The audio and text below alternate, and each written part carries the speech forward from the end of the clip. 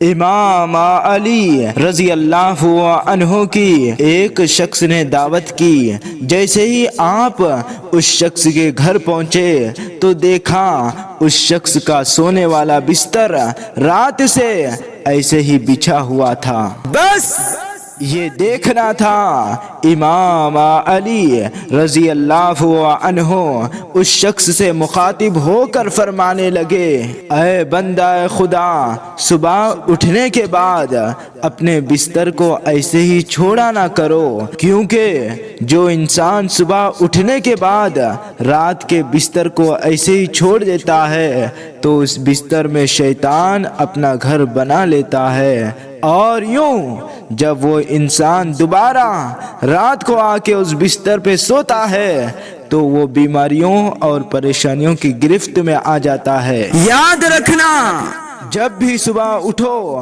تو اپنے بستر کو بچھا ہوا نہ چھوڑ دو اور اللہ کا نام لے کر اسے لپٹ کر کسی کونے میں رکھ دو، اور جب پھر سے اپنا بستر بچھاؤ تو شیطان پہ لعنت کر کے اللہ کا نام لے کر اپنے بستر کو سیدھا کرو، پھر اس پہ آرام کرو۔